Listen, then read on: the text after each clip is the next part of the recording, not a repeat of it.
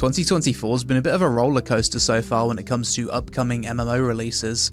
We've had Blue Protocol announce that it'll be shutting down, cancelling the Western release.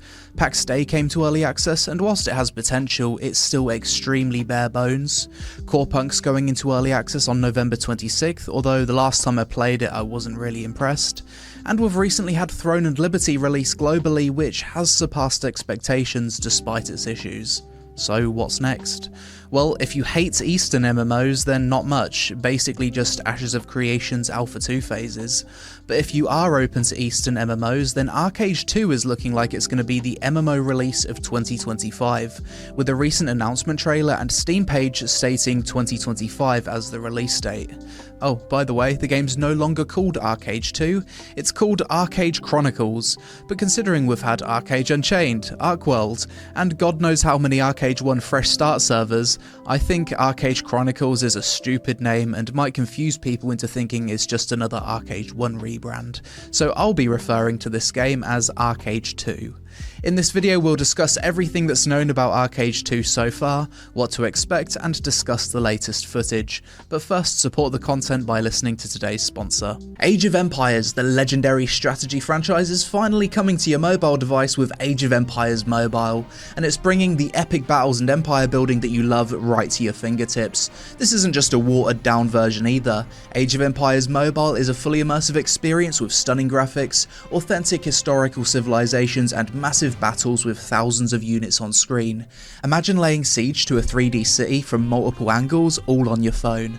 But it's not just about brute force, you'll need to strategize, recruit legendary heroes like Joan of Arc and Saladin, and master unique strengths and weaknesses of different armies. Team up with allies, conquer the Imperial City, and write your own history. With over 5 million pre-registrations, Age of Empires Mobile is already a smash hit, and it's officially launching on October 17th.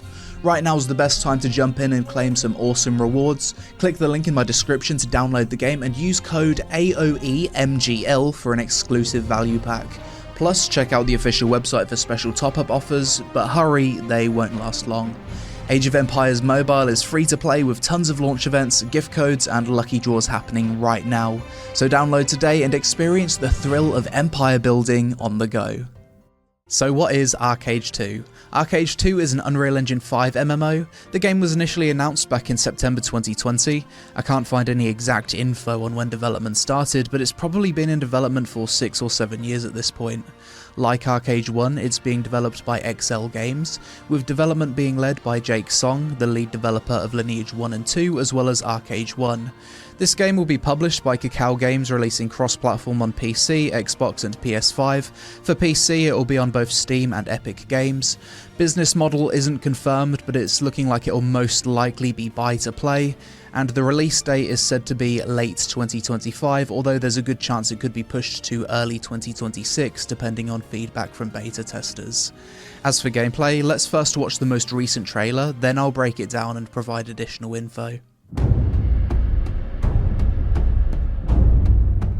So, how did it feel to learn the truth about the night sky tragedy? Long ago, you humans slaughtered each other until the whole world lay in ruins.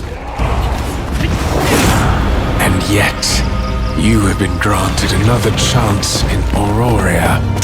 It must be the will of your beloved Mother Goddess. However, I still have no trust in your kind.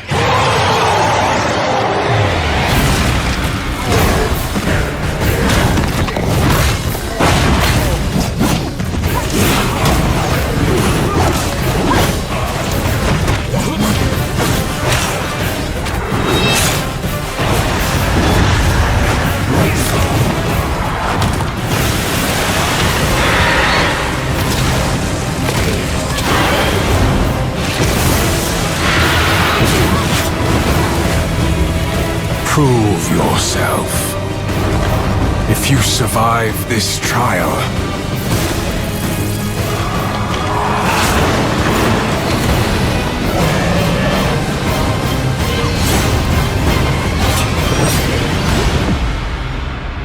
perhaps you you might become one of us. Interesting trailer, and my first reaction after watching that was, is this game actually an MMO? Like, there was nothing in the trailer that actually indicates that it is an MMO. It reminds me of those initial trailers we got for Crimson Desert, which turned out to be a single-player game. Thankfully, despite its mixed messaging, Archeage 2 does indeed seem to be a full MMORPG, even though on the trailer it's just described as an online action RPG. I think this mixed messaging comes down to the game being designed with a focus on more single-player elements to attract a wider audience. In the recent developer diary, the devs are saying how they see MMO combat to be inferior to combat in single-player games. They want Archeage Chronicles to have a single-player style action combat system, but it's not easy due to difficulties with networking. If you look at the game's Steam page, they've even gone as far to describe the game as a Souls-like, which is completely different to Archeage 1, which was tab targeting, and rather good tab targeting at that. They mention how they want Archeage Chronicles to reach a wider audience than its predecessor, so they'll be prioritising PvE aspects, as well as making the game cross-platform. It's said that players can choose to do the PvE encounters either solo or with a group.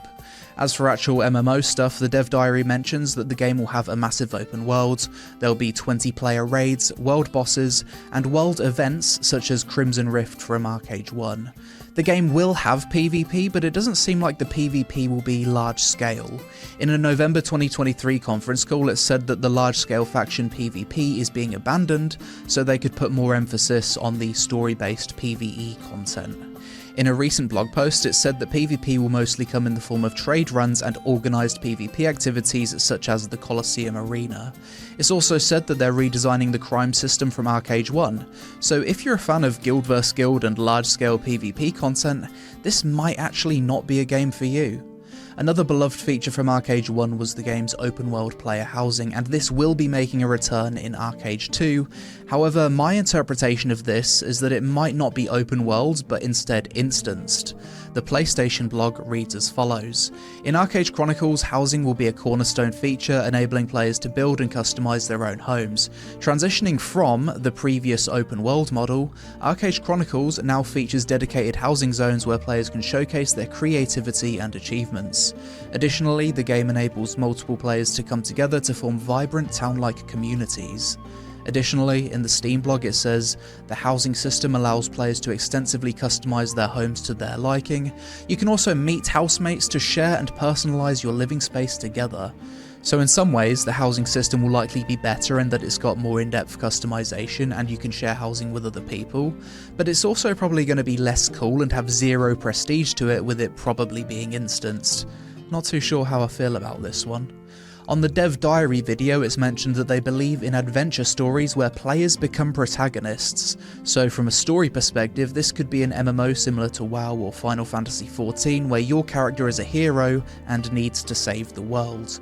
Life skills will be a big aspect of the game, and crafting will be key to progression.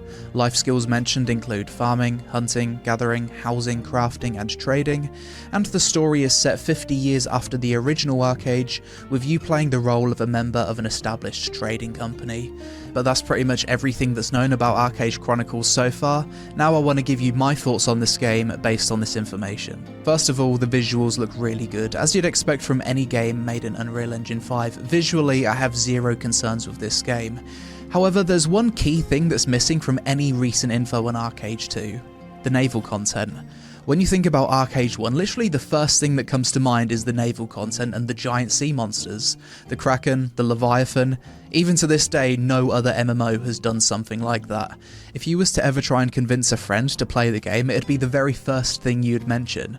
However, other than this short 3-second cinematic of a ship, there's literally been no mention of naval content for this game since its initial announcement 4 years ago. If this game's slated for a 2025 release and it was going to feature naval content, then wouldn't this be one of the main things mentioned as a unique selling point for the game? This leads me to believe that it either won't have naval content or it won't be in the game at launch.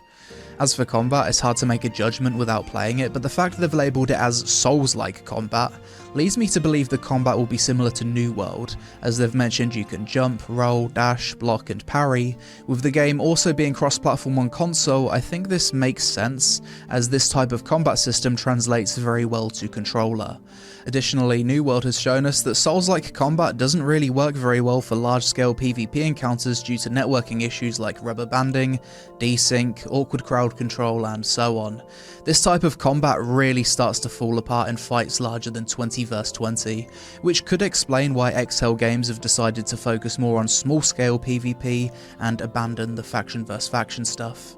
When it comes to the player housing, I've got mixed opinions. On one hand, I like that you'll have the option to share a house with another player. This aspect of the game will be perfect for couples, and it's nice that there'll be more customization options. On the other hand, I think the main thing that made housing cool in Archeage 1 was the fact that it was open world, real space player housing.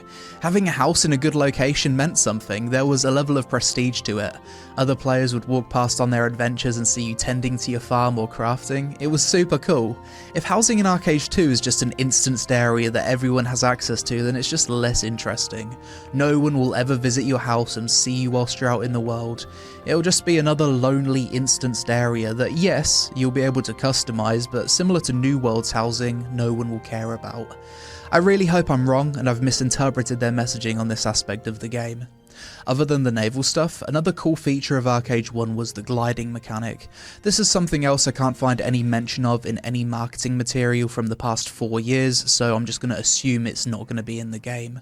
But in summary, from everything I've read and seen from Archeage 2, or Archeage Chronicles as it's now called, it seems quite similar to New World. Similar Souls-like combat system, PvE focus with a max raid size of 20 players, most likely instance housing, a large open world, ground mounts with carts and wagons for the trade runs, no flying, PvP is small scale, highly story focused game with cutscenes and cinematics. Crafting will be a big part of the game and the visuals will be very nice. The question I have is, what will be the pinnacle content of this game? There doesn't seem to be sieges, epic naval battles, sea monsters or territory wars, which is the typical pinnacle content in a Korean MMO. So what will players be gearing up for?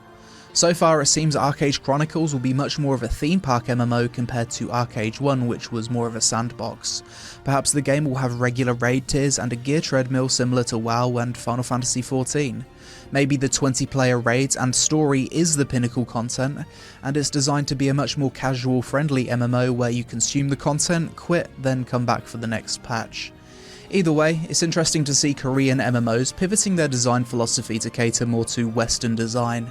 In some ways it could be a good thing, as Western PvE focused MMOs tends to be much less pay to win than Korean PvP MMOs. It's also a much larger audience, but then again, Archeage 2 isn't unique in taking this approach, as we've also got Crimson Desert on the horizon, which is purely single player, as well as Chrono Odyssey, which is also looking like a much more PvE focused MMO with little to no mention of PvP thus far. Ultimately, I think the success of Archeage 2 rests heavily on its combat system. The devs are clearly making a lot of compromises to design to get this single player action combat system to work well. If it feels clunky or has the same issues that New World's combat had, then it's basically just going to be a Korean New World ripoff with a different theme. If it's good, then it could carry the game to massive levels of success. Which one will it be? As always, let me know your thoughts on Archeage 2 so far based on the information we currently have available. Are you hyped for this game? Would you be disappointed if it doesn't have the naval content? Do you prefer this shift in design to being more PvE focused? If you enjoyed the vid, then help us out with a like for the algorithm. Social media on screen, thanks for watching, and I'll see you in the next one.